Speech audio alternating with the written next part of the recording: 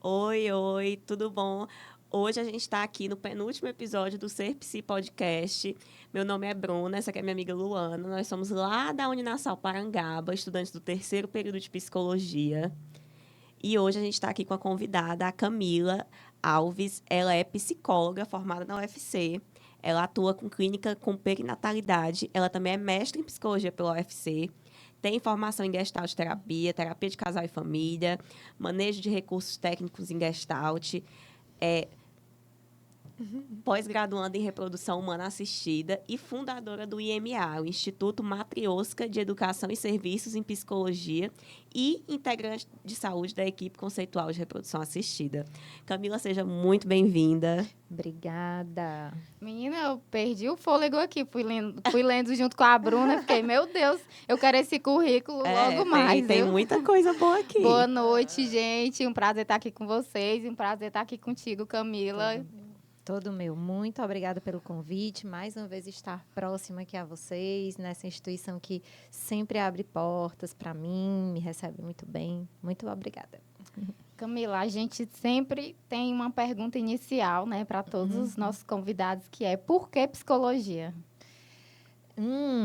Vamos lá. Olha só, mais complexo sempre. Essa pergunta é bem ao gosto de psicólogos, Eu quero saber né? lá na raiz, o cerne da questão. Vamos lá. Gente, eu diria que todo psicólogo, todo, né, psicoterapeuta, inclusive, assim, né, eu acabei indo para a área clínica, mas existe uma estrutura de base aí na sua história de vida que fundamenta muito bem essa escolha, né? Cada um, obviamente, com sua história, mas, assim como muitas outras pessoas que atuam na área, eu fui aquela criança e aquela adolescente que as mães das amigas chegavam para conversar, as amigas chegavam para pedir conselho. Sempre começa assim, né? Sempre começa assim, o desabafo, né? E aí eu sempre fui essa pessoa tida como boa ouvinte e boa conselheira, né? E aí a gente acha que isso constitui um bom psicólogo, né? Ou que você tem um dom para tal. De repente, talvez sim, né? Acredito que sim, talvez o dom para a escuta e para fazer boas análises e sínteses. Hoje eu percebo que, de fato, eu tenho, mas foi algo bem construído e muito lapidado, né? Ao longo de 20 anos de psicologia aí. Por isso, esse currículo que você falou, quando você diz eu quero esse currículo, não se preocupe não, né? Foi construído com 20 anos aí, então tem tempo. Imagino. Outra coisa que a gente teve a oportunidade de te conhecer, né, lá no nosso campus, quando você foi dar uma palestra sobre psicologia perinatal. E aí, é uma coisa que a gente não escuta muito, principalmente na faculdade, né? Na verdade, foi a primeira vez que a gente ouviu falar, né? Verdade. Eu nunca tinha ouvido falar, eu não sabia que era uma área de atuação. Inclusive, hoje mesmo, fazendo algumas das perguntas para o podcast, cheguei numa mesa com as colegas da faculdade e digo, gente, vocês têm alguma pergunta sobre psicologia perinatal? Todas tiveram a mesma pergunta, o que é isso?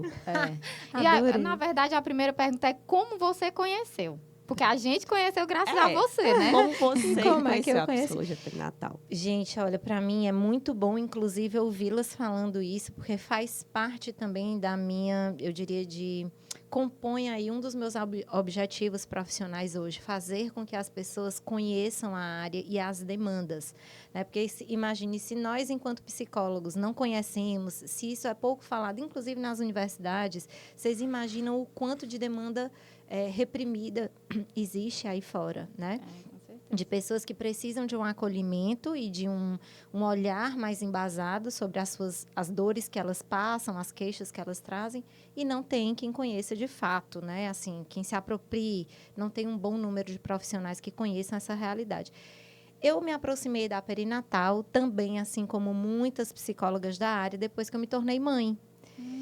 Interessantíssimo. Exato. Depois que a gente sente a dor, né?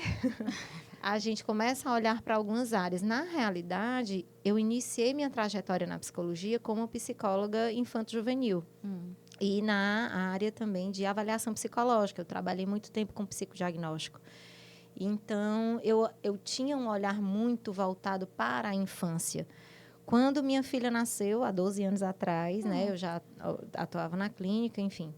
eu me dei conta de que na própria psicologia havia muita produção científica sobre infância, sobre o que é importante para uma criança crescer saudável física e emocionalmente, mas havia pouca produção sobre quem dá suporte a esses cuidadores. E como que esses cuidadores, que têm lá suas dores, vão conseguir aplicar todas essas estratégias de cuidado com as crianças? E que esses cuidadores acabam, por muitas vezes, sendo a mãe, né? Exatamente. Também tem essa questão.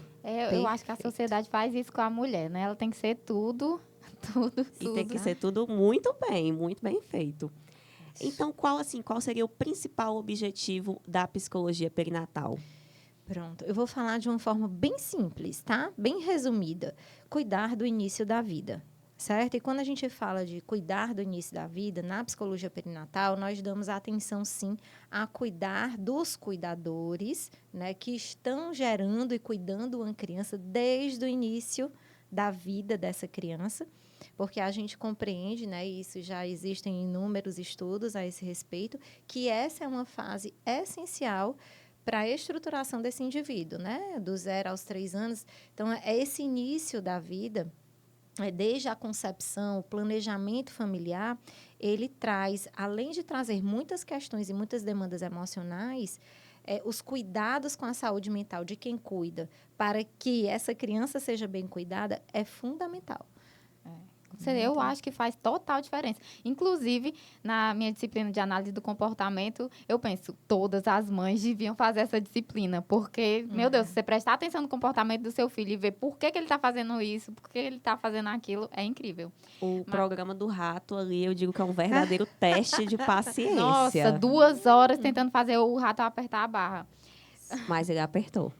Pois é. O importante é isso. Camila, no teu currículo a gente viu sobre reprodução assistida, né? Isso. E aí, vamos lá, quem quer ser mãe, né?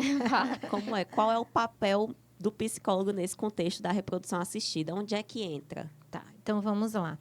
Olha só, se as pessoas não conhecem bem, né, os cuidados com as mulheres e com as famílias no início da vida, não sabem nem o que significa psicologia perinatal, né? Vocês imaginam aí a quantidade de pessoas que conhecem que na reprodução assistida, né, existem queixas também ainda mais específicas, que é preciso um olhar mesmo e uma intervenção de cuidadores, né, de saúde mental, enfim. Então, é pouquíssimo conhecido, né? E se fala muito pouco sobre isso nas instituições também de ensino.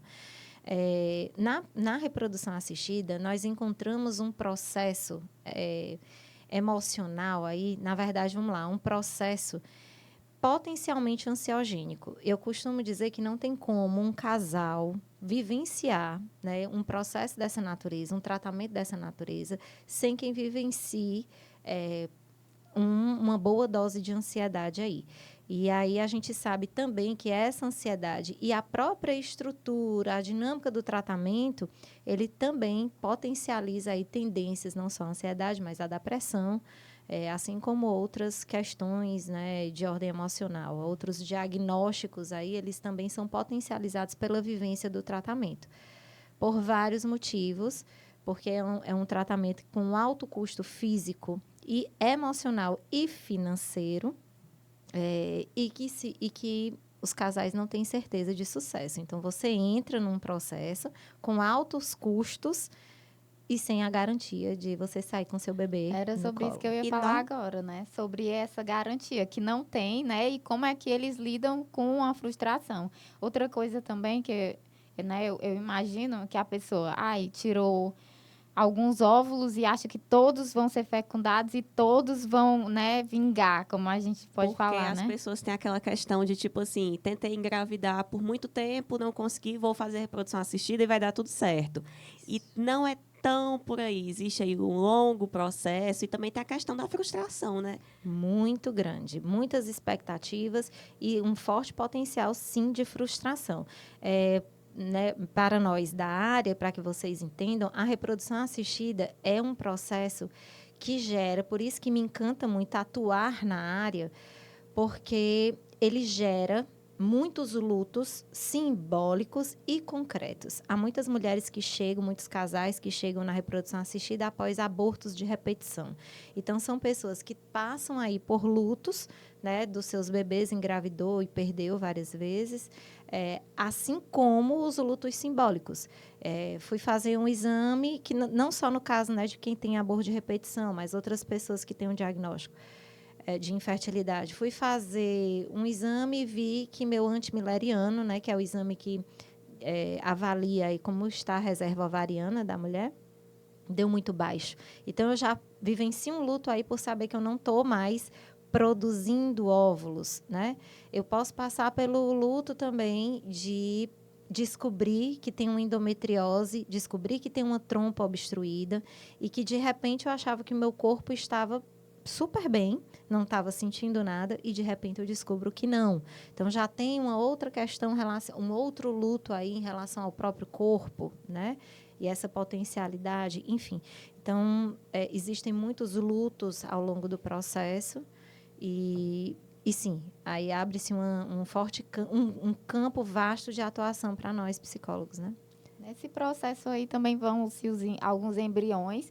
E eu acho que, tipo assim, uma coisa que eu vejo muito acontecer é que a sociedade cobra a mulher, tipo, quando que ela vai casar e depois que ela casa, quando que ela vai ter filho. E muitas vezes que foi uma coisa que eu vi que você falou na sua palestra, que às vezes a pessoa está tentando.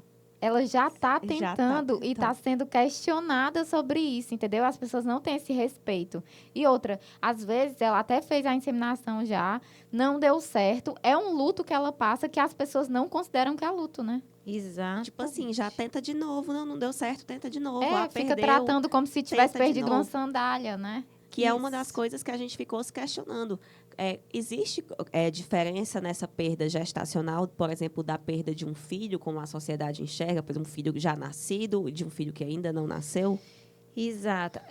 Existe o mito de que a mulher sofre menos, né? Assim, a mulher que tem uma perda gestacional, um aborto espontâneo, enfim, ela sofre menos do que aquela mãe que perdeu um filho, né? E que teve uma história com essa criança, ou, enfim, com esse filho. Na realidade, eu costumo dizer que a gente não deveria classificar, mensurar as dores dessa forma, né? Porque se tenta mensurar quem é que sofre menos, qual dor é maior. É isso, né? Uma competição de qual dor é maior. Qual né? dor é maior. E não cabe, né, nesse contexto, e acho que em todos, no que se refere às dores humanas, não cabe esse tipo de mensuração. Mas é uma dor muito profunda e que independe da idade gestacional, porque filho não nasce no momento do positivo. Uma mãe, ela não vai se constituindo a identidade materna a partir do positivo. A mulher, ela já trabalha muito antes, essa ideia da maternidade, para a maioria das mulheres, é assim. Então, um aborto espontâneo que seja com poucas semanas, né, desse bebê, digamos assim, para algumas mulheres é extremamente doloroso, porque não se perde um embrião, não se perde um bebê, assim, se perde um projeto de vida. E se, vamos lá, você passa a acessar um medo de que esse projeto de vida nunca se concretize. Essa é a grande questão. É uma das coisas que a gente acabou estudando esse semestre, se eu não me engano, na disciplina de desenvolvimento infantil, que a gente não passa a existir no momento que a gente nasce e é registrado. A gente passa a existir no momento que alguém começou a sonhar, que alguém começou a idealizar, que alguém deu um nome. Foi ali que a gente passou a existir de maneira simbólica, mesmo que ainda não fosse a gente. Mas a ideia de um filho, a ideia de uma criança, surge muito antes da criança. Mesmo que num caso que não tenha planejamento, mas existe aquela hipótese, aquela idealização de um filho, né? Então, é uma perda não só daquilo que é, mas daquilo que podia ter sido. Exatamente. Daquilo que podia ter sido, do meu investimento emocional nesse projeto, né? De como está a relação para cada pessoa, para cada mulher e para cada casal, a chegada de um filho e os motivos pelos quais as pessoas desejam ter filhos é muito vasto, é muito diverso. E é esse o cuidado que a gente tem que ter, de olhar para essas singularidades, né? E não generalizar ou dizer, bom, essa mulher sofre menos do que porque perdeu, sei lá, um bebê com 12 semanas, 10 semanas, né, de gestação. Camila, e assim, a maternidade é uma coisa que só dá para você imaginar né? Antes do bebê nascer, você só imagina como é. Mas depois, para essas pessoas que planejaram tanto, né? E que gastaram tanto, o investimento emocional, o investimento financeiro, tudo isso. Depois que a mãe tem o bebê, já ocorreu de ela ter depressão pós-parto? Sim, a gente tem no Brasil números bem significativos relacionados à depressão pós-parto. E sim, é muito frequente, mais do que se imagina, certo?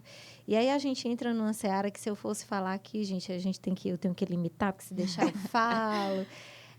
Mas a gente entra numa seara muito delicada, certo? Socialmente falando, porque existe um mito em torno da maternidade, uma romantização em torno da maternidade e ideias muito equivocadas, eu diria, sobre essa construção dessa maternidade. Então, para muitas pessoas, a maternidade é algo instintivo, né? Assim que a gente escuta, o relógio biológico está ali, ó, né? Bateu agora, alarmou, eu tenho que ser mãe. E uma das desconstruções que nós fazemos na perinatalidade é a respeito dessa questão do instinto materno, certo? Porque isso gera inúmeras confusões. Cobranças também, né? Ela se cobra, por que eu não amo meu filho? Por que eu não amei meu filho na hora que eu segurei ele no braço, Tem né? um relato Perfeito. muito interessante de uma atriz, a Letícia Colin, que ela disse que achou... ela disse que era como se ela estivesse levando uma pessoa estranha para casa dela, que ela disse que nasceu o bebê, tipo, quem é essa pessoa? Não conhece essa pessoa. E ela disse que, conforme foram passando os dias, ela disse que conheceu o filho, ela disse que aprendeu a amar o filho dela. E as pessoas nos comentários, nossa, desnaturada, eu amei meu filho assim que nasceu. Só que a maternidade não é uma métrica igual para todo mundo, existem diferenças. Não quer dizer que seja uma mãe melhor ou pior. Perfeito. E aí vocês entram, essa sua fala, você vai no cerne da questão em torno da depressão pós-parto. Porque se nós nos constituímos mulheres, acreditando também em todas essas lógicas que são passadas, certo, socialmente, na hora que você sente diferente, bom, estou com meu bebê no colo, mas acha esse bebê um completo estranho, certo? Não estou sentindo, cadê esse instinto materno? As mulheres são levadas diretamente a pensar que elas têm algum problema.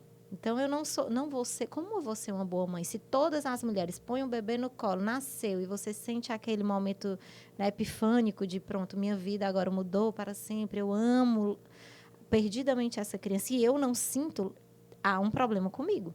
E aí a gente abre margem aí para que né, algumas mulheres vivenciem, sim, um processo depressivo. Exatamente por esse ideal, certo? Essa distância entre o ideal e o real, né?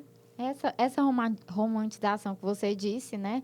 Eu acho, pelo que eu percebo, tipo assim, não é que as mães não se sentem cansadas e que, e que elas amam a maternidade. Mas eu penso que é tipo um telefone sem fio e também uma coisa do tipo, eu não posso falar que é ruim, porque, primeiro, eu vou ser julgada.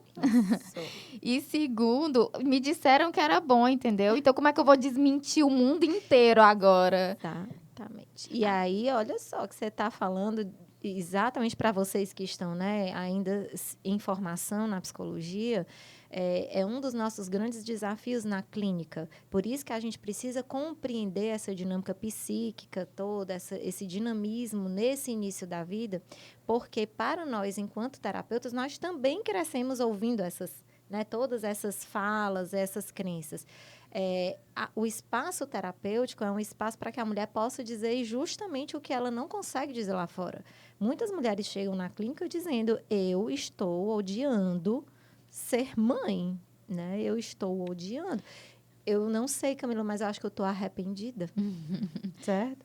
Eu acho que é bem complicado mesmo. Porque, tipo assim, o fato de você odiar ser mãe não significa que você odeia o seu filho, né? Mas as pessoas não conseguem separar isso e acaba julgando. E, nossa, a gente vê demais isso na internet. As pobres das mães sendo xingadas o tempo todo por outras mães que talvez passam pela mesma coisa, mas não têm coragem de falar. É aquela coisa, várias mulheres dizem assim, é horrível, vivo cansada, não tenho dinheiro, não tenho tempo. Aí chega alguém que diz, eu não quero ter filho. Não, mulher, tem, é maravilhoso. É maravilhoso, o maior amor do mundo. Exatamente, mas quando a gente vê aquele sorrisinho, faz tudo valer a pena. E aí, quando a gente dissemina ideias como essa, eu desconsidero também a realidade de inúmeras mulheres que não têm condição de se alegrar diante de um sorriso do seu bebê ou do seu filho. Porque está faltando comida em casa, porque eu não sei quem vai ficar com meu filho amanhã para eu ir trabalhar, eu não sei como eu vou pagar essa conta de energia. Então, não tem como uma mulher, por exemplo, exercitar lindamente uma comunicação não violenta com seu bebê, com sua criança, né? Se ela está passando por situações de vulnerabilidade dessa natureza. Então, a gente olhar para essas mulheres também, considerar a maternidade como algo plural, né? A gente fala em maternidades, inclusive uma questão de ordem de saúde pública, né? E de política. Já que a gente fala de saúde pública, a gente entra aí também no mérito das políticas públicas. E só é possível se fazer política pública para cuidar das variedades de maternidades se eu desmistificar e desromantizar a maternidade. Se eu disser, não, uma mãe... Vocês falaram aí de matéria, de que você vê nos comentários. Eu sempre trago esse exemplo. Você quer ver o mito do amor materno? Veja uma matéria sobre um crime que uma mãe cometeu contra um filho. Se você pegar nas matérias de jornal, no Instagram, né, as publicações, todos os comentários são: isso não pode ser chamado de mãe, essa mulher é tudo menos mãe. E uma coisa que a gente bate muito na tecla na perinatalidade é que, sim, gente, a gente precisa entender que mães também podem fazer mal aos seus filhos. Sim. Que mães precisam ser olhadas e ser cuidadas porque há mães muito adoecidas. Porque há mães sem condições de criar adequadamente suas crianças.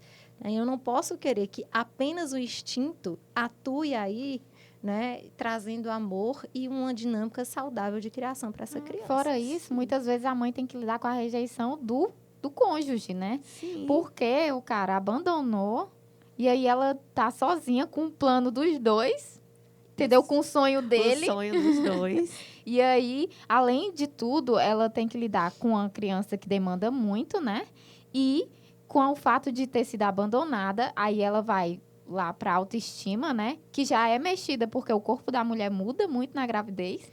Muito. E aí, o cara vai embora, aí ela tem que lidar com os cuidados da criança sozinha, do bebê recém-nascido, privação de sono. Exato. Por que ele me abandonou? O que tem de errado comigo? Eu não deveria ter tido essa criança. E entra Entendeu? a questão também da rede de apoio, que muita gente fala como se rede de apoio fosse uma grande garantia. A pessoa diz, estou cansada, usa a sua rede de apoio. Mas a rede de apoio, como já diz o nome, é de apoio. Ela não é uma rede de cuidado integral. Ela é para dar aquela socorrida, aquele help. Mas aí falam, usa a rede de apoio. Mas essa não é uma realidade integral. Isso. Por exemplo, dizem, deixa o bebê com a avó. E se a avó também trabalha? Isso. É uma realidade que a gente tem que olhar assim, que não é todo mundo que tem uma rede de apoio, porque até quando se tem a rede que quer fazer o apoio, ela também precisa de apoio. Exatamente. E aí, veja como a gente gira e acaba tocando aonde? Em questões de políticas públicas. Então, é preciso ter creches em tempo integral para que essas mulheres consigam trabalhar, né? É preciso que essas mulheres consigam receber aí suporte, não só para a educação, mas para a saúde dos seus filhos, porque, de repente, a criança adoece, ela vai deixar com quem? Ela tem que faltar ao trabalho para poder levar o filho ao médico numa UPA, num posto de saúde, enfim. E aí as mulheres se deparam muitas vezes nesse movimento com uma estrutura péssima de atendimento, e aí gera-se uma bola de neve, né? Aí as mulheres ficam desempregadas, enfim. Então, é um ciclo aí em que não tem como não se olhar para como essas mulheres estão sendo amparadas e recebendo o suporte do Estado, né? Eu sinto que as mulheres sempre são culpadas de tudo. Elas são culpadas pelo pai que escolheram, entendeu? Tipo assim, você casou com a pessoa, Isso. Ela prometeu tudo pra você, e aí você tem que fazer o quê? Desconfiar? Aí vão dizer, mas você não pode desconfiar de todo mundo. Aí você casa com a pessoa e aí passa, 20 anos, mas um belo dia o cara vai embora e abandona os filhos. E aí, você escolheu mal agora, entendeu? Não tem como voltar atrás nisso. Exatamente. Eu estava aqui olhando para baixo, gente, porque eu estou com minha pesca com números, porque eu não queria passar números errados. Mas se a gente pega, assim, estatisticamente, por exemplo, o Brasil é um dos países que tem um número mais alto de registros de filhos apenas no nome da mãe. Né? Então, a quantidade de mães solo que nós temos no Brasil, eu não tenho esse dado, um número preciso aqui, não vou arriscar, mas ele é muito alto. Então, associado a isso, a esse número eu tenho, né, é uma pesquisa que foi realizada em 2023 e que revela que o número de ansiedade, a taxa de ansiedade, né, nas mulheres ela é muito maior do que nos homens. Né? 27% das mulheres brasileiras já viveram um diagnóstico de transtorno de ansiedade ao longo da vida. Esse número é quase o dobro da prevalência entre homens, que é de 14%. Então, se a gente olhar para a realidade da saúde mental das mulheres, ela é crítica atualmente, e das puérperas também, a incidência de depressão pós-parto e ansiedade também no período gestacional e puerperal é muito elevado, e isso está associado com... Né, esses dados também foram apontados em pesquisa, certo? A falta de dinheiro, né? Falta de possibilidade de bancar essa criança, a falta de rede de apoio, certo? Vamos, que mais? A raça e a cor, tá? Esses são alguns marcadores sociais da vulnerabilidade em relação à saúde mental feminina, tá certo? Só para a gente ver um panorama. Quando a gente vai para os índices de depressão pós-parto, gente, de sintomas, eles são muito altos, e uma das coisas que a gente bate muito na tecla, por exemplo, é o fato de que esses sintomas já apareciam na gestação. E eles são subdiagnosticados. Por quê? Aí a gente volta para o mito. Muitos dos comportamentos e da oscilação de humor, das manifestações emocionais de uma mulher, são tidas como expressões normais de uma gravidez, porque ela está bombardeada de hormônio. Então, tudo é hormônio. Então, a mulher está assim porque está chorando, está preocupada. De repente, a mulher está ali com uma preocupação real de como é que eu vou comprar fralda. Né? Como é que eu vou sustentar essa criança chorando, ou mal, ou depressiva, ou mais isolada? E as pessoas entendem que isso porque assim, ela está assim porque é hormônio. E uma pergunta que eu tenho é que se fala muito sobre depressão pós-parto e o tal do baby blues, né? E qual é a diferença de um para o outro? Ah, tá. E essa é uma pergunta que... essa é uma explicação que eu passo muito para os homens, principalmente, certo? Nos pré-natais psicológicos. Porque há uma grande confusão mesmo entre um e outro. O baby blues é uma reação emocional que se dá ali nos primeiros dias do pós-parto, né? Primeira semana, vamos colocar até 15 dias. Não existe, obviamente, uma linha, digamos assim, fixa e rígida, que demarque nessa temporalidade, mas o baby blues é uma espécie de melancolia, e que eu digo que é a melancolia que está associada a uma adaptação mesmo, certo? Então, a mulher chegar em casa com esse bebê e ter que conhecer essa criança e se ver em um papel completamente novo, né? De cuidadora, de ter alguém 100% dependente dela, e ainda com aí sim, uma forte influência hormonal, porque os primeiros dias, né, assim, é um período muito delicado de mudança de taxas hormonais. Então, a mulher fica mais sensível, ela chora porque vê o bebê e está feliz, chora porque está muito cansada, chora porque diz o que é que eu fiz da minha vida, aí chora porque o bebê sorriu e mamou e está dormindo lindamente. Então, ela realmente fica muito mais sensibilizada, né, diferente da depressão pós-parto. A gente tem um quadro mais intenso em que a mulher se sente incapaz, em geral, ela se sente incapaz de cuidar adequadamente dessa criança. Ela não se vê, pode não se enxergar como capaz, assim como pode desenvolver uma série de temores sobre como ela vai proteger essa criança do mundo também, certo? Então, é cuidar de uma forma integral. A mulher se põe muito... se questionando isso, né? E aí as manifestações emocionais, elas são mais intensas, mais profundas, né? Assim, e mais sérias. E aí a recomendação é que, diante de uma dúvida dessa natureza, que se procure um especialista, né, em saúde mental, psicólogos, psiquiatras, para que se dê um diagnóstico adequado. A nossa sociedade não acredita nos psicólogos, assim, muito, né? Então, quando a pessoa já está em muito sofrimento, é que ela decide procurar um tratamento psicológico. Sim. E aí, juntando com a história da mãe, que já se espera muito da mãe, inclusive que ela seja uma fortaleza. Isso. E eu acho que isso é uma das coisas também que faz com que ela não procure esse atendimento antes. Porque ela não pode demonstrar fraqueza, né? Eu acho que vem daquele estigma, né? Acho que todo mundo já ouviu essa frase pelo menos uma vez na vida. Não precisa de psicólogo, você é médico de doido. Não tô doido. Isso. E Aquela, se for para conversar, eu converso com os meus amigos, porque acho que psicólogo só pra conversa, bater né, papo. gente? Eu ainda tô começando, mas eu já adianto, não é só uma conversa, viu? Fosse 5 anos só pra fofocar. Já pensou? Ave Maria, uma fofoca Que fofoca. Bom, gostosa. na verdade, assim, né? Eu entrei Gostosa. na faculdade achando que era só fofoca. Do nada, eu tenho que saber o funcionamento do cérebro, entendeu? Exatamente. Fisiologia. Ninguém me falou sobre isso, me Não, enganaram. ninguém né? falou. Inclusive, você falou sobre uma coisa muito interessante, pré-natal psicológico. O que é isso? Isso, então, foi ótima essa sua fala sobre a questão de um olhar para a psicologia de uma forma preventiva. De fato, a sociedade, né, de um modo geral, isso está mudando e que bom, mas nos procuram mesmo quando o fogo já está pegando, ninguém quer prevenir o incêndio, né? O pré-natal psicológico e a perinatalidade, ela tem muito um olhar preventivo mesmo.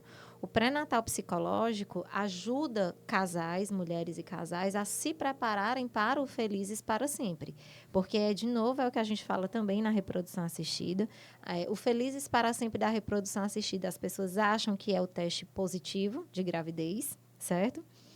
E aí eu digo, é aí onde tudo começa. Aí, na verdade, a gente começa um outro processo, porque gestar após um processo de reprodução assistida tem suas peculiaridades, né? Assim como uma mulher que vem numa gestação, né? Assim, enfim.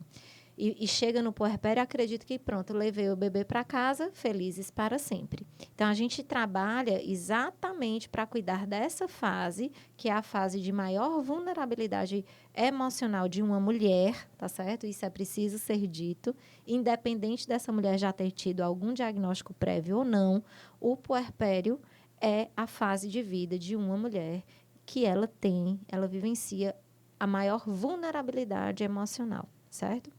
Então, a gente cuida preventivamente, prepara esse casal para viver esse felizes para sempre aí, que é uma felicidade repleta de altos e baixos, né? Eu, claro, né, fui lá dar uma stalkeada no teu Instagram e eu vi que tinha você falando sobre junho amarelo. Laranja. Laranja. Isso. Pronto, ok. É quase. É Ok, parecido. tá perto, assim, tá na paleta. Ok, junho Isso. laranja, explica pra gente. Nós estamos no mês de conscientização sobre infertilidade, tá? E aí é um mês super relevante para falar sobre isso. Você trouxe em um outro momento a pressão que a sociedade traz em torno da mulher engravidar, né? De uma hora a gente tem que ter filho, né? Mas, em paralelo, a gente atualmente vivencia um período em que as mulheres também são muito estimuladas há anos, algumas décadas, a serem autônomas, a se sustentarem financeiramente, para serem autônomas emocionalmente falando também, não precisar estar numa relação para se sentirem, né, assim, realizadas, enfim. São estimuladas a estudar, a progredir na carreira. E isso tudo, gente, leva tempo. Né? Só que quando a gente associa aí a questão da maternidade, né, se esquece de olhar que o corpo né, enfim, o nosso funcionamento fisiológico, ele tem uma dinâmica que ele não quer saber, não quer considerar o que a sociedade está fazendo, está pensando. Se o tempo está passando ou não, né? Exato. Então, para nós mulheres é muito complicado, porque a partir dos 35 anos, certo?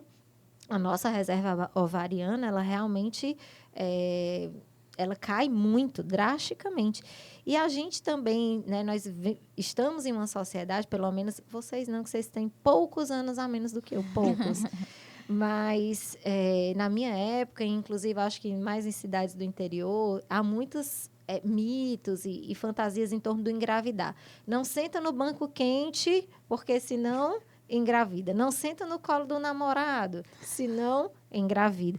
Na realidade, o que a gente escuta com mais frequência, por uma série de outras questões que não vamos entrar aqui no mérito, é um olhar de que, olha, tu cuida porque é muito fácil engravidar. Então, muitas mulheres crescem acreditando nisso. Que é fácil, Que né? é Que vai fácil ser a qualquer engravidar. momento, né? Exato. E só para vocês terem noção, uma pessoa, um casal que não tem nenhum diagnóstico, que não tem problemas com infertilidade, as chances de engravidar são de 20% a 30% no mês. Então, não é tão fácil quanto se pensa, certo? Às vezes parece que é bem fácil, né? Exato. Que a gente vê algumas mulheres, né? Mas existe uma loteria aí, tá? Na natureza mesmo, e que muitas pessoas desconhecem. E aí, quando os casais... Bom, eu vou esperar o melhor momento para engravidar. Quando esperam o melhor momento, quando chegou o melhor momento, não é o melhor momento para o corpo. Uma vez eu estava vendo que o momento ideal para que o casal procure ajuda, quando ele não está conseguindo engravidar, é após 1 ano tentando. E uma vez eu conversando sobre isso, a pessoa disse, não pode. Após 1 ano tentando e ainda não engravidou. Não, minha filha, tinha que ter procurado com 3 meses. Aí eu digo, mas não é Ixi, assim. é rápido assim. Não é bem assim. Existe ali uma chance, não é papo. Olha, é sempre a expectativa do outro, né? A gente Certo. vive sempre a expectativa do outro. Porque você falando disso, que a mulher trabalha, que a mulher estuda, que a mulher é dona de casa, eu vi esses dias também na internet sobre os 3 pilares que esperam para uma pessoa ser bem-sucedida, principalmente a mulher, que é marido, um bom casamento, que é hoje, né, depois que a gente conquistou a nossa dela. liberdade aí, né, Ainda de tem trabalhar, ser bem-sucedida no trabalho, né, Isso. e ser uma boa dona de casa. Aí, tipo assim, ser uma boa mãe, no caso, né? Aí, tipo assim, se você, para a sua carreira, dá um time aí na faculdade ou no trabalho, né? E para cuidar do seu filho e do seu marido, uma coisa vai ficar sem atenção, né? Exato. Aí, se você escolhe trabalhar, como é que você tem um filho desse jeito? Então, tipo assim, esperam muito da gente e que a gente dê conta de tudo. E eu acho que é por isso que a saúde mental tá tão prejudicada. Porque, tipo, como é que você consegue atingir as expectativas de todo mundo? Como é que faz isso? Pronto. Aí vamos falar tecnicamente, então, você traz aí toda a base, sua fala é tudo o que a gente considera quando fala de sobrecarga mental materna. E falar de sobrecarga mental materna, entendam, quando a gente associa aí com saúde mental, a gente fala de campo fértil para burnout, né, que já existem estudos sobre burnout materno, ou burnout parental, certo? A gente fala aí de transtornos de ansiedade, tá certo? Nós falamos aí de um forte potencial também para quem tem tendências a vivenciar em quadros depressivos, pelo volume de demandas, tá certo? E a quantidade de informação e de planejamento que essa pessoa, essa mulher, precisa lidar diariamente. Diariamente. É estar no trabalho pensando no que eu preciso comprar para a feira da casa, vamos fazer uma viagem, é o que eu tenho que arrumar na mala das crianças, ou eu tenho que mandar que alguém faça. Porque não é só uma questão de que os homens não façam, mas existe uma fala masculina muito frequente, que é, se você tivesse me pedido, eu tinha feito para você. Mas ninguém precisou pedir à mulher para que ela fizesse. Pronto. Eu sinto que a mulher evoluiu, ela veio evoluindo, melhorando ela mesma ao longo do tempo, mas o homem não fez isso. Ele tá lá parado, sempre esperando que a mulher faça tudo, enquanto a gente está evoluindo, porque a gente consegue dar, apesar de sofrer muito, a gente dá conta, entendeu? E eles precisam que você fique mandando o tempo todo. Exato. Aí eu vou dar só um colinho para os homens, porque eu brinco muito. Eu digo, homens, não, meu Deus, estou a favor e ao lado de vocês, tá certo? Porque quando a gente fala em saúde mental materna, é óbvio que a gente fala em mudanças, de novo, de crenças e valores sociais, né? De questões de ordem cultural. Então, é óbvio que isso também, de alguma forma, vai beneficiar aos homens. Porque se a gente fala que mulheres têm todo esse tipo, esse quadro todo que eu venho apresentando para vocês, nós sabemos que a saúde mental masculina também anda bem sofrida. E a grande diferença é que os homens guardam muito as dores, né? E aí a gente, comparativamente, a gente vê, por exemplo, as taxas de suicídio, elas são muito mais altas entre homens do que entre mulheres. Porque eles realmente conseguem, né? Porque, tipo assim, as mulheres tentam, mas muitas das vezes elas não conseguem. E os homens, eles têm mais efetividade nisso, né? Por quê? Porque não pedem ajuda antes, entende? Então, as mulheres, elas já conseguem expressar mais as emoções, elas são autorizadas a chorar mais, embora sejam consideradas tristes, loucas ou más, né? Conforme diz a música. Mas os homens também, eles sofrem muito. E eu já vejo realmente um cenário mudando nesse sentido, os homens realmente chegando mais junto, né, das suas responsabilidades, gostando e aproveitando mais a parentalidade, mas existe algo que é social mesmo e nós precisamos atentar, que é educar os homens, as mães de meninos, tá? Eu sou mãe de menino. Importante. Porque, assim, né?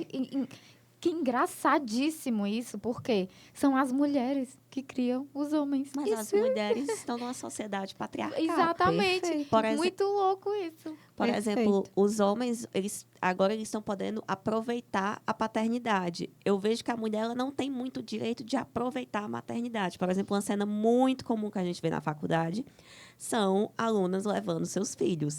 Levam os bebês. E uma cena que uma vez ficou muito na minha cabeça foi que eu estava com uma amiga, a gente estava sentada, já não tinha quase ninguém no pátio, as provas estavam perto de começar, nosso professor estava atrasado, e passou uma moça correndo com o bebê, o bebê totalmente arrumadinho, todo banhadinho, bonitinho, parecia um sachêzinho daqueles que você põe na gaveta. O Whiskas tá cheio. Foi. E ela com o cabelo amarrado, toda suja. Que horas são? Perdi a prova. Não sei. Aí, quando ela saiu, eu olhei pra minha amiga, eu fiquei pensando, eu digo, será que ela comeu hoje de manhã? É isso. Será que ela teve tempo de tomar um banho? Porque eu disse, o bebê dela tá alimentado, tá calmo, tá banhado e tá feliz. Tá Ninguém sabe se a avó não conseguiu nem escovar os dentes. Eu fiquei pensando, será que ela teve tempo de comer, de tomar um café, de tomar um banho, de pegar uma roupa limpa, de escolher a roupa, ou será que ela pegou a primeira que ela viu, sabe?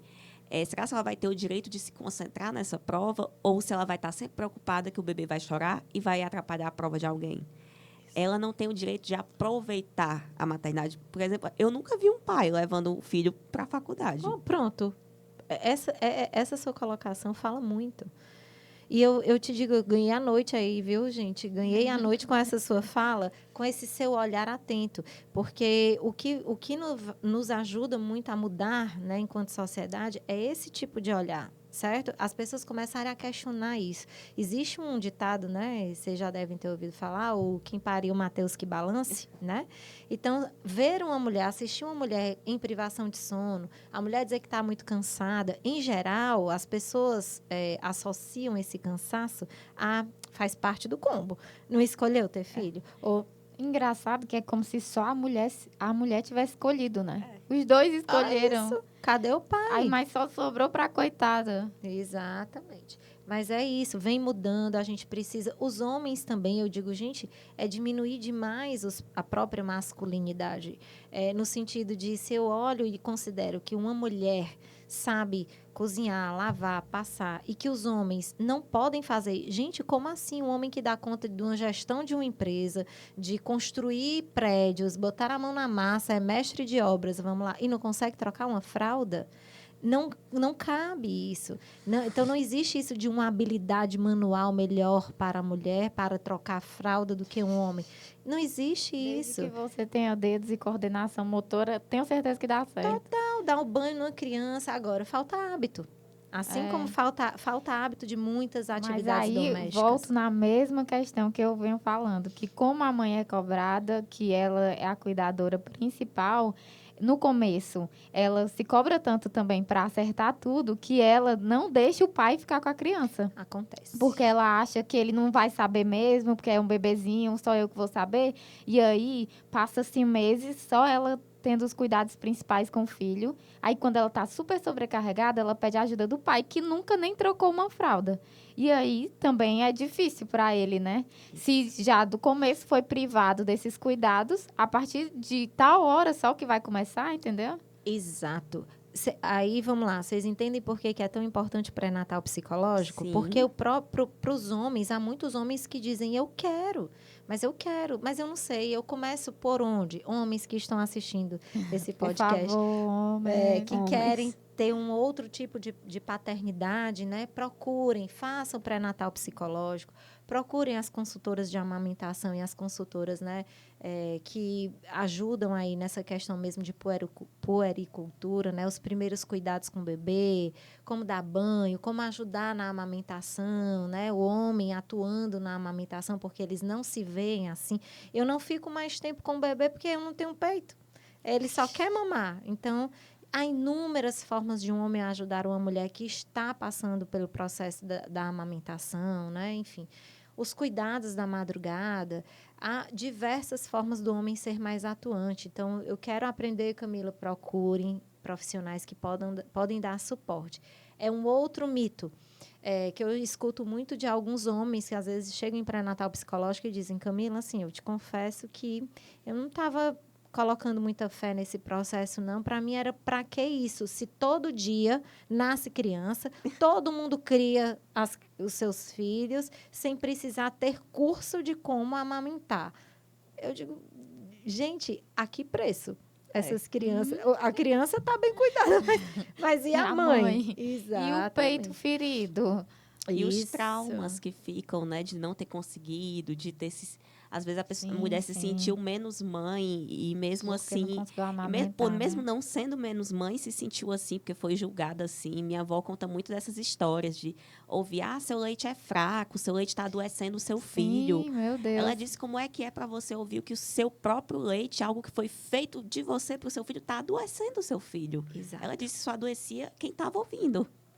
Eu amei que você trouxe a palavra trauma, certo? Porque aqui a gente está falando, até agora a gente está falando assim de condições mais gerais, né? A gente está dando uma generalizada. Agora, se a gente for pegar situações específicas, tá? Uma mulher que tem um bebê com alguma intercorrência, que nasceu com algum tipo de síndrome, uma criança que nasce com intolerância à lactose ou com alguma alergia alimentar severa, uma criança que foi diagnosticada com autismo, né? Tá no transtorno, no espectro, enfim, ou que tem um outro diagnóstico, essas maternidades, elas são ainda mais delicadas, né? E não cabe mesmo essa romantização para essas mulheres que maternam nessas condições. Né? Não dá para esperar que a mulher esteja assim, né? Nesse nível todo de amor, de como é prazeroso, eu acordo de madrugada, mas no outro dia eu estou sorrindo. Quando ela tem demandas que são ainda mais complexas e que exige dela, como principal cuidadora, tomar decisões em relação àquela criança, à saúde da criança, tomar medidas, procurar ajudas que muitas vezes faltam, são incipientes ainda no nosso sistema de saúde, enfim, é muito complexo. Então, falar sobre maternidade sempre, sempre, sempre a gente precisa olhar, obviamente, para o geral, mas considerar que maternidades são muitas, né? E que a gente não pode generalizar baseado no ideal romântico do amor materno. E que até isso, né? Como a gente falou, a gente ouve falar muito pouco de psicologia perinatal. Isso significa que talvez não tenham tantos profissionais assim para a quantidade de mães, mas também, é grande. mas também isso implica em dinheiro, né? Com Sim. certeza.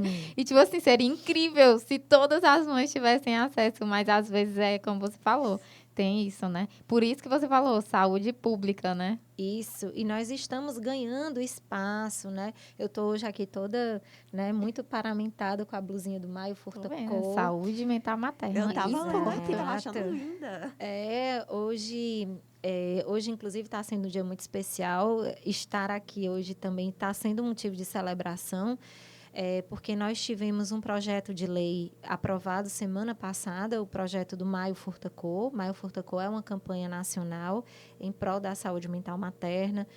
Eu coordeno aqui junto com outras psicólogas, né? Enfim, outras colegas. Já temos um grupo enorme de quase 30 profissionais. Daqui a 4 anos, me aguarda. Pode começar agora, viu? Porque não é um movimento 100% voluntário. e nós conseguimos a aprovação desse projeto de lei com o suporte da deputada estadual Larissa Gaspar. Nossa, apresentou o projeto, né, à Assembleia, foi aprovado.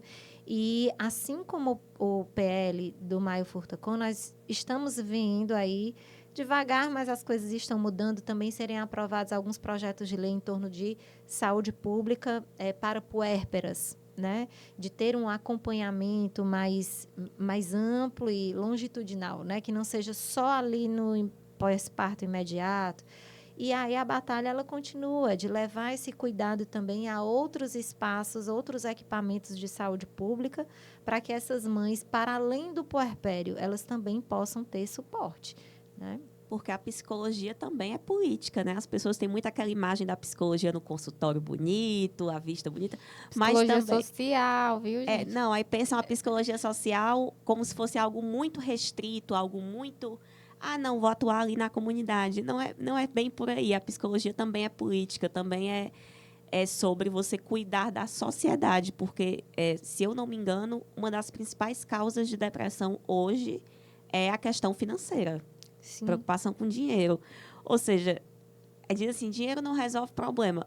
Quem tem dinheiro consegue pagar uma terapia. É verdade, ajuda. verdade. Dinheiro não gera problema, mas a falta dele Gera alguns aí. bastante. E sim, assim, por exemplo, quando você fala, uma das principais causas aí, né, de adoecimentos tem a ver com a questão financeira, o que é que se deixa, então, para mulheres que ganham uma média de 30% a menos do que os homens, ocupando o mesmo cargo. Socorro. E essas mulheres, muitas delas, mães. Então, bom, se eu já tenho um índice aí de agravamento de saúde mental em torno do financeiro, o que se deixa, então, para as mulheres que ganham menos? O que se deixa para as mulheres pretas e pobres que ganham ainda menos?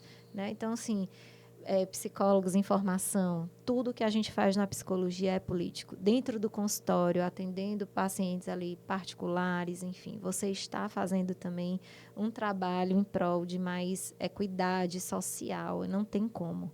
Né? E cuidando dessa saúde mental, para que, se eu cuido da saúde mental de um indivíduo, toda a sociedade ganha. Né? Aquele entorno desse indivíduo ganha, e isso reverbera.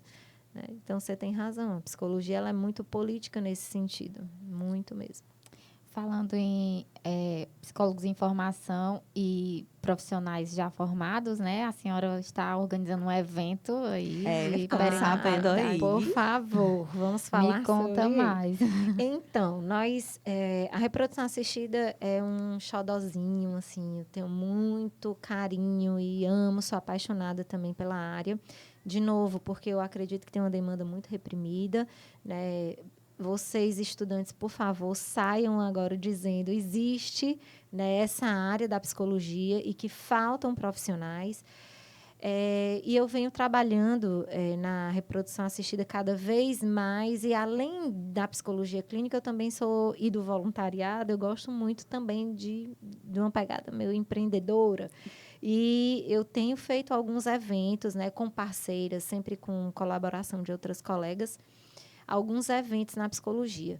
Nos últimos anos, muito mais voltados para a reprodução assistida. Então, tivemos ano passado a Jornada Cearense, de reprodução assistida, que foi um evento multiprofissional, tá? Multidisciplinar.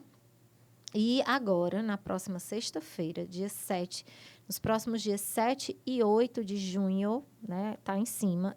Ainda dá tempo de se inscrever até o dia 6, tá? Ainda e olha, dá para tempo. estudante, o precinho tá bacana. Eu já vi o preço, viu? Tá ótimo mesmo. Dá para participar, vai ficar gravado, tem 30 dias para assistir depois. E a gente está fazendo o primeiro encontro nordestino de psicologia em reprodução assistida. Então, ele é para psicólogos mesmo, apesar de a gente vai contar aí com alguns profissionais de outras áreas para compor as mesas, né? O evento é todo 100% online. Isso é muito bom, 100% online. Isso é muito bom.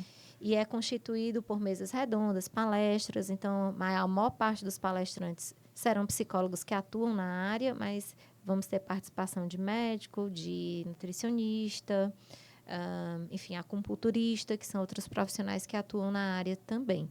E aí, se vocês tiverem interesse em saber mais, nós temos um um IG, uma página no Instagram, _EMPRA, ENPRA, EMPRA.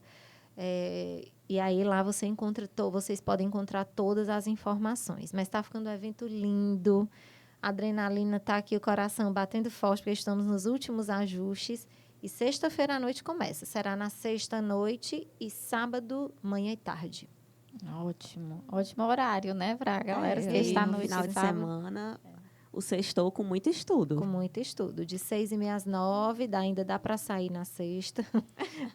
Camila, para finalizar, né, a gente vai fazer... porque a gente, meu Deus, conversa muito, graças a Deus. Ótimo. E é porque aqui tinha um roteirinho, porque sem o roteiro ela ficava aqui umas 10 horas a conversando. gente está seguindo o roteiro, mas assim, a gente queria falar sobre muitas outras coisas. Inclusive, vocês não sabem, mas antes da gente começar a gravar, minha filha, a gente falou de tudo aqui, viu? Bastante. O quê?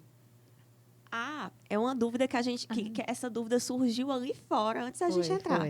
Se a psicóloga numa clínica de reprodução assistida é um procedimento de praxe ou é algo que é um diferencial? Amei. Olha só, nós estamos crescendo muito, daí também os eventos na área, tá certo? Para fazer, inclusive, com que outros psicólogos saibam que existe, né, essa área de atuação. Mas, infelizmente, ainda não é uma presença maciça. O que eu posso dizer é que nos últimos 2 anos eu estou vivenciando, de fato, um boom, certo, da psicologia na área. Muitas clínicas muitos médicos aceitando e querendo a atuação de psicólogos, mas a relação entre profissionais de psicologia e clínicas, a relação trabalhista ainda é multifacetada, certo? Nem todos os psicólogos estão diretamente ligados assim, a uma clínica, em geral se faz parceria, há profissionais que atuam independente de clínicas, né? No meu caso, eu atuo em parceria com a Conceptus, e atendo as pacientes de lá. Mas, assim, os médicos e as clínicas estão se abrindo bastante. Agora, a gente ainda sente também muita resistência dos próprios pacientes, que desconhecem e não acessam o serviço, muitas vezes, por uma série de questões, né? Aí, que envolve, inclusive, os tabus em torno do... Que a gente conversa sobre isso, né, mais cedo. Exatamente. E é isso, Camila, a gente eu, assim, particularmente, Eu mas eu acho que também é unânime, né? Pode me botar aí. A gente adorou, assim, vamos confessar mais uma coisa aqui, é a nossa primeira gravação de podcast, né? E assim, achei que ia ficar nervosa, não fiquei, foi ótimo, maravilhoso. Você é uma pessoa incrível. E que, né, eu tenho que dizer, nesse momento, né, que eu tô no terceiro período, já é um assunto que me interessa bastante, entendeu? A perinatalidade, então... Vou guardar aí, ficar estudando, né? Vamos manter contato, né? A gente quer saber mais. É uma área muito interessante. Não, a gente agradece demais ter aceitado, porque, assim, para quem não sabe, agora mais uma confissão, a gente conheceu não, a gente viu a Camila dando uma palestra lá na faculdade, no campus da Uninassal Parangaba. Nós éramos calouras, fazia 3 dias que a gente tinha começado a faculdade e a gente caiu num evento sobre escolha de abordagens, sobre tudo. E ela foi a única palestrante de lá que a gente entendeu alguma coisa que ela falou. É verdade, ela é muito didática, viu, gente? E ela ainda distribuiu caneta. Verdade. E eu fui falar sobre gestalt terapia, não foi? Não, era sobre perinatalidade. Verdade. E eu usei a caneta o semestre inteiro. Muito bem, a canetinha do IMA, viu? Vocês podem chamar o Instituto Matriosca de IMA. Eu fico muito feliz e honrada. Eu digo para vocês que vocês têm uma missão, conhecer sobre perinatalidade. Óbvio, algumas pessoas são picadas aí pela perinatal e é uma área encantadora. Mas só em vocês se abrirem para conhecer o que se passa nessa fase, compreender que há uma dinâmica muito específica aí no que se refere as questões emocionais mesmo, e que nós, enquanto psicólogos, conhecendo, nós podemos, inclusive, fazer encaminhamentos adequados. Bom, né, e eu recebo muito, eu tenho visto isso de uma forma muito bacana, de outros colegas receberem uma demanda na área e me procurarem, seja para supervisão, seja me encaminhando os seus pacientes. Camila, olha, aqui é uma demanda que eu sei que não dá mais para mim, porque é uma área muito específica e eu acho que precisa de um olhar também específico.